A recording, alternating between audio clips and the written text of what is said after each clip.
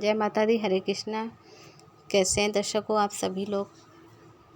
स्वागत है आप सभी का वन दुर्गा चैनल में। हिंदू धर्म में बलराम जयंती का विशेष महत्व होता है। हिंदू पंचांग के अनुसार हर वर्ष भाद्रपद यानी कि भादों के महीने में कृष्ण पक्ष की षष्ठी तिथि को बलराम जयंती मनाई जाती है। और बलराम जयंती को हल षष्ठी या हलचट के नाम से भी जाना जाता है। ललाई छठ भी कहा जाता है। इस व्रत को इस दिन महिलाएं संतान की दीर्घ आयु के लिए, सुख समृद्धि के लिए व्रत रखती हैं। हल षष्ठी माता से कामना करती हैं, क्योंकि इस दिन भगवान श्री कृष्ण के बड़े भाई बलराम का जन्म हुआ था। इसलिए इस उपलक्ष्य में बलराम जयंती मनाई जाती है। और बलराम जी का प्रधान शस्त्र हल और मूसल है, इसलिए उन्हें हलधर भी कहा जाता है। और इसलिए आज के दिन हल और बैल का पूजन भी किया जाता है। हल षष्ठी को हलचट, बलराम जन्मोत्सव, चंद षष्ठी या ललाई छठ के रूप में भी मनाया जाता है। इस दिन हल और बैल का पूजन किया जाता है। साथ ही खेत में उपयोग की जाने वाले बाकी उपकरणों की पूजा की जाती है। चलिए जानते हैं साल 2025 में बलराम जयंती कब है। और इस दिन गोधूली मुहूर्त में विशेष पूजा आराधना की जाती है। बहुत सी जगह पर तो सुबह ही पूजा की जाती है इस व्रत में। और सुबह पूजा करने के बाद सारा दिन उपवास रखा जाता है। अगले दिन व्रत का पारण होता है। अलग अलग क्षेत्र में निवास में जैसे व्रत रखा जाता है, तो आप अपने क्षेत्र और अपने घर के परंपरा के अनुसार ही भी इस व्रत को रखिएगा। और इस दिन क्या करना चाहिए, क्या नहीं करना चाहिए, इस व्रत में क्या खाना चाहिए, क्या नहीं, और क्या खाने से इस व्रत में आपका व्रत खंडित भी हो सकता है, तो इन सभी की जानकारी दूंगी आपको आज के इस वीडियो में। साल 2025 में भाद्रपद मास के कृष्ण पक्ष की षष्ठी तिथि 14 अगस्त दिन गुरुवार को सुबह 4:24 से प्रारंभ हो गया। षष्ठी तिथि का समापन 15 अगस्त को दिन शुक्रवार को सुबह तड़के 2:07 पर होगा। ऐसे में इस बार हल षष्ठी का पर्व 14 अगस्त को गुरुवार के दिन मनाया जाएगा। इस दिन व्रत रखा जाएगा 14 अगस्त को। 14 अगस्त को सूर्योदय का समय होगा सुबह 6:06 पर। सूर्यास्त होगा शाम को 6:56 पर। चंद्रोदय होगा इस दिन रात को 10:20 पर। इस दिन ब्रह्म मुहूर्त सुबह 4:30 से 5:07 तक रहेगा। गोधूली मुहूर्त शाम को 7:01 से 7:30 तक रहेगा। शाम की पूजा आप गोधूली मुहूर्त में अवश्य करें। हर व्रत की तरह बलराम जयंती या हर षष्ठी व्रत के भी कुछ नियम होते हैं, जिनका पालन व्रती महिलाओं को अवश्य करना चाहिए। इस दिन माताओं को महुआ की दातून और महुआ खाने की विशेष परंपरा का पालन करना पड़ता है। इस दिन व्रत के दौरान किसी भी प्रकार का अन्न का सेवन नहीं करना चाहिए। मान्यता है हल षष्ठी के व्रत में हल की पूजा की जाती है, इसलिए हल से जुती हुई अनाज और सब्जियों का इस्तेमाल भी नहीं करना चाहिए, बल्कि इस व्रत में उन्हीं चीज़ों का सेवन करें जो तालाब में पैदा होती हैं, जैसे कि तिन्नी के चावल, केमुआ का साग, नारी का साग, पसई के चावल आदि। इसके अलावा इस व्रत में गाय के दूध या गाय के दूध से बनी हुई कोई भी चीज़, दूध, दही, घी का भी सेवन नहीं किया जाता, बल्कि षष्ठी के व्रत में भैंस के दूध, दही का प्रयोग किया जाता है। हल षष्ठी का व्रत श्री कृष्ण के जन्मोत्सव यानी जन्मोत्सव के ठीक 2 दिन पहले रखा जाता है, लेकिन इस बार जन्माष्टमी 2025 में 2 दिन मनाई जाएगी, 15 और 16 अगस्त को। इस व्रत को महिलाएं निर्जला और निराहार रहकर भी रखती हैं।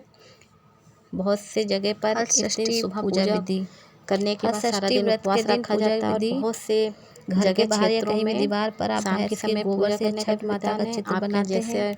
वैसे तो आजकल मार्केट में घर परिवार में आपके मिल जाता है अनुसार, वैसे ही आप सुबह करें या फिर शाम को होती है तो शाम के समय करें पूजा को। एक पौधा होता है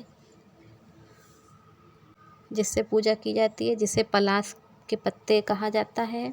उसमें पलाश के पत्ते को रखकर जमीन पर ईंटों की सहायता से पूजा की जाती है। कैलेंडर में श्री गणेश भगवान जी की सबसे पहले प्रथम पूजा करें, फिर माता गौरी की, और जितने भी सभी देवी देवता बने उन सभी की कैलेंडर में आप तिलक लगा के पूजा करें। एक चौकी बना लें, चौकी के साइड में आप कलश की स्थापना कर लें, कलश रखें, उस पर दीपक जलाएं। पलाश के जो कासे की पेड़ की डाल लगाकर उसकी पूजा कर लें। हर छठ के दिन महिलाएं पुत्र के हिसाब से 6 छोटे मिट्टी के बर्तन यानी कि पात्र में उसमें 5 या 7 कच्चा अनाज भरकर पूजा करती हैं, जिसे सप्तनाज भी कहते हैं। आपको बता दें कि इस व्रत में महिलाएं प्रातः सुबह जल्दी उठकर महुआ का दातून करती हैं। उसके बाद फिर स्नान करके स्वच्छ वस्त्र धारण करें। फिर अपनी सभी पूजन सामग्री एकत्र करके पूजा स्थल को गंगाजल से शुद्ध करके पूर्व दिशा की ओर पूजा करके के लिए बैठ जाएं। ध्यान रखें पूजा होने तक निर्जला उपवास करें। पूजा होने के बाद आप फलाहारी कर सकते हैं। दर्शकों, आप दीवार पर कैलेंडर बना के पूजा कर सकते हैं। इस पूजा में पलाश मटके व कांसे की डाल या पेड़ की डाल को किसी गमले या ईंटों की सहायता से आप गाड़ कर उसकी पूजा करें। अब आप पलाश की स्थापना कर लें। कलश में जल भरकर उसमें स्वस्तिक का चिन्ह बना लें। कलश के अंदर हल्दी, सुपारी, एक सिक्का डाल दें। आप 5 आम के पत्ते रखकर उसे ढक दें और अष्टदल कमल बनाकर उस पर कलश की स्थापना कर दें। अब आप गौरी गणेश की स्थापना कर पूजन करें। फिर मिट्टी के जो छोटे छोटे कुल्हड़ उनको एप्पल से रंग दें। उनमें सप्त अनाज से भरें और मावा के पत्ते और दोनों के पसई के चावल, महुआ और भैंस का दही उनको भरकर भी पूजा स्थल पर रखें। इसके बाद सभी की विधिवत पूजा करें। सभी देवी देवताओं की आप हलचट मैया की पूजा करें। विधि विधान से उन्हें श्रृंगार का सामान भेंट करें। पिसी हुई डाली व छोटे कुल्हड़ की पूजा करें। इसके बाद हरचट की कहानियाँ सुने, कथा सुने हरचट के व्रत की। फिर आप हरचट माता की आरती करें और वहीं बैठकर महुआ के पत्ते पर पसे के चावल, महुआ, दही खाकर इस व्रत को पूरा किया जाता है। 6 फेरे भी लगाए जाते हैं हाथ में महुआ और पसई के चावल लेकर। आइए जानते हैं इस दिन क्या उपाय करें।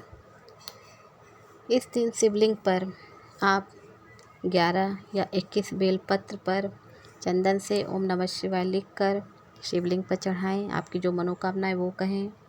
ऐसा करने से मनोकामना पूरी होती है। दर्शकों, वीडियो पसंद आई हो तो वीडियो को लाइक करें, शेयर करें और कमेंट में जय माता दी या हरे कृष्णा ज़रूर लिखें या जय श्री बलराम लिखें। और ध्यान से दर्शकों चैनल को सब्सक्राइब कर लें। ऐसी व्रत त्यौहार से जुड़ी जानकारी को जानने के लिए वन दुर्गा चैनल को सब्सक्राइब कर लें। वीडियो में अंत तक बने रहने के लिए धन्यवाद।